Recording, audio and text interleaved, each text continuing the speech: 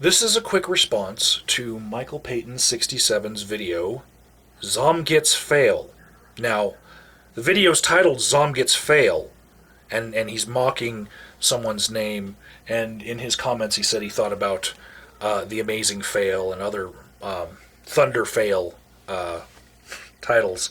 But his point was to get other people to stop mocking, even though he's mocking.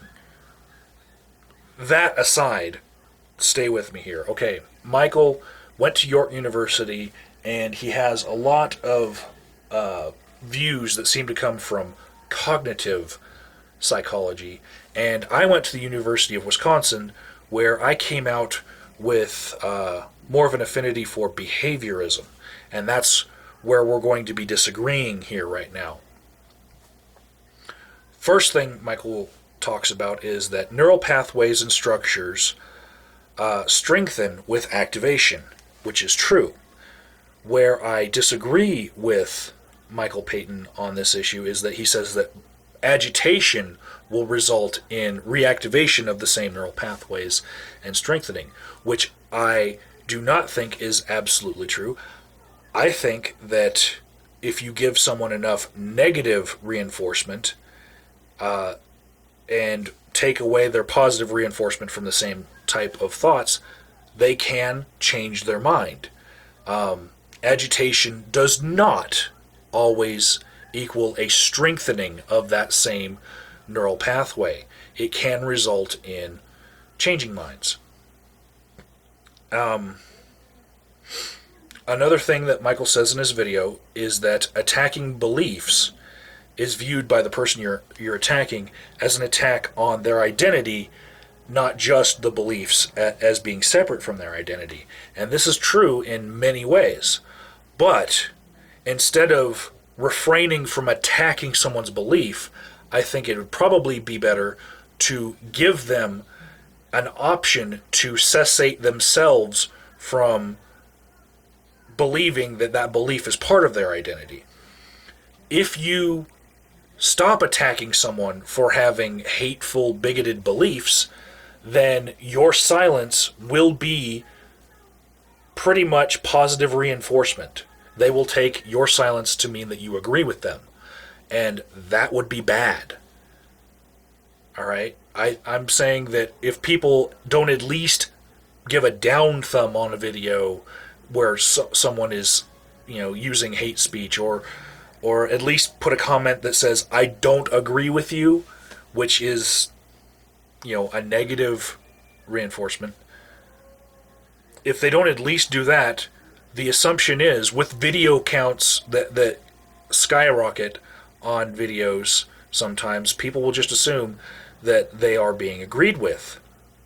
If you don't tell them, hey, I watched your video, but I don't disagree. But I disagree. Sorry, this is unedited. So,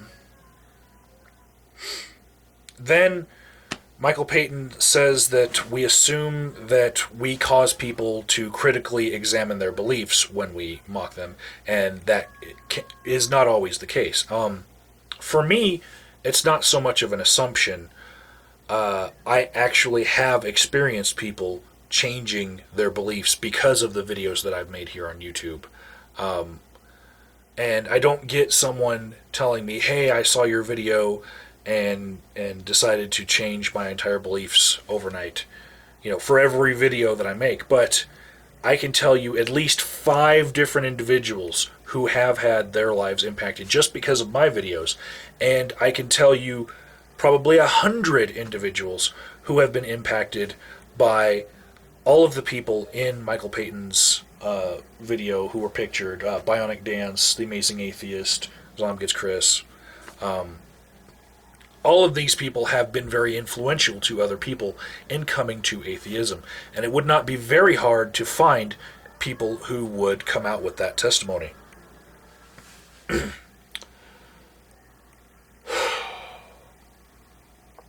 Now, Michael also says that believing that if we offend people enough, they will simply change their minds is not very well thought out. And this is where I tend to agree with him, because if you only give someone negative reinforcement and don't at the same time positively reinforce another belief, and if you don't give them an out, then, if you don't give them the opportunity to change their mind, if you want to keep them under your thumb with continued pwnage so that there's an us and them thing, and that's what you're doing here on YouTube, then you're probably not going to be changing people's minds. I don't see Nephilim Free changing his mind about anything anytime soon, because would he be very welcome in our community if he did? Would people soon forget all the pwnage that has been about him? I don't think so. Same thing with Mystical Forest. Venom Fang X even. All of our pwnage punching bags. They are not really given the chance to be a part of the group with the correct mindset. Now, something I want to talk about that is outside of the scope of MichaelPayton67's video, but it is, I think, relevant, is pwnage addiction. All of the people pictured in his video pretty much will get a lot of positive responses for every person that they mock.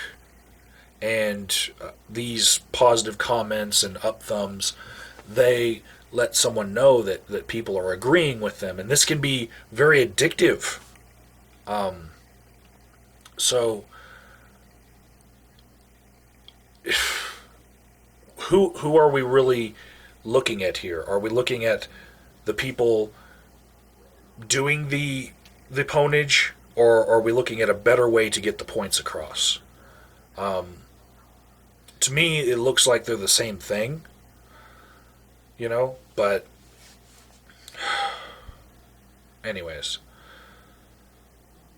The link to Michael Payton's video will be in my description box, and I really think that this is a really good discussion to have, because there is a lot of pwnage that seems to galvanize the other side, but